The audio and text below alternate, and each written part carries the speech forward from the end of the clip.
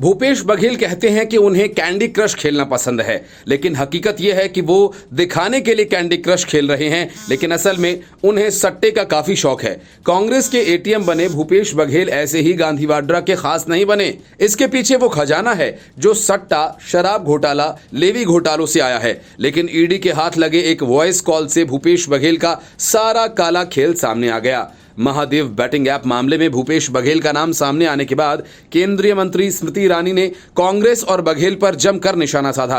स्मृति ईरानी ने कहा कि कांग्रेस पार्टी हवाला ऑपरेटर्स का इस्तेमाल कर छत्तीसगढ़ का चुनाव लड़ रही है। छत्तीसगढ़ पुलिस और आंध्र प्रदेश बीजेपी के प्रशासनिक दायरे में नहीं आते हैं। तो क्या भूपेश बघेल अपनी ही सरकार पर सवाल उठा रहे हैं?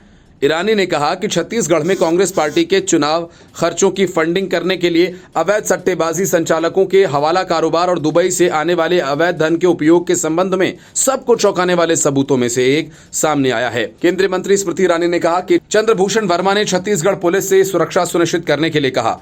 महादेव बैटिंग के प्रमोटर और छत्तीसगढ़ की सत्ता में रहने वाले नेताओं के बीच एक मध्यस्थ के रूप में काम करने की बात कबूल की है। उन्होंने 65 करोड़ रुपए की घूस की रकम को संभालने की बात कबूल की है।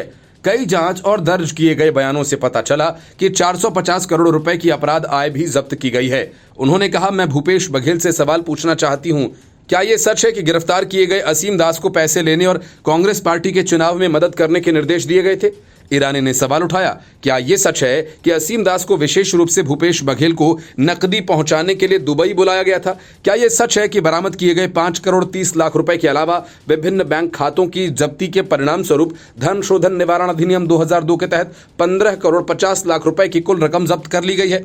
ईरानी ने आरोप लगाया कि गरीबों का पैसा लूटा गया, चुनाव फंडिंग के लिए अवैध सट्टेबाजी रैकेट के जरिए इसे भेजा गया। मुख्यमंत्री रहते हुए भूपेश बघेल अवैध सट्टेबाजी रैकेट में शामिल थे।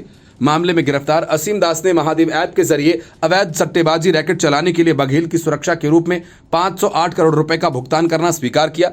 भूपेश बघेल पर हमला बोलते हुए स्मृति ईरानी ने कहा, क्या यह सच है कि शुभम सोनी के एक वॉइस मैसेज के माध्यम से यह संदेश दिया गया कि वो रायपुर जाएं और बघेल को चुनावी खर्च के लिए पैसा दें? क्या यह सत्य है 2 नवंबर को होटल ट्राइटन में असीम दास से पैसा बरामद हुआ? क्या यह सत्य है अलग अलग बैंक खातों में 15 crore 50 lakh prevention of money laundering act यानी पीएमएलए के तहत फ्रीज किया गया? ये सारे सवाल मैं आज भूपेश बघेल और कांग्रेस के नेतृत्व से कर रही हूं। ईरानी ने कहा कि असीम दास ने अपने बयान में यह माना है कि वो दुबई से आदेशानुसार रायपुर आया और उसे आदेश मिला था कि कांग्रेस के चुनावी खर्च के लिए पैसा दिया जाए। असीम दास ने यह भी माना कि महादेव ऐप के अवैध सट्टा कारोबार का पैसा है। असीम दास ने कबूल किया कि शुभम सोनी महादेव ऑनलाइन ऐप के टॉप लेवल मैनेजमेंट में शामिल हैं। Bureau report, news of India.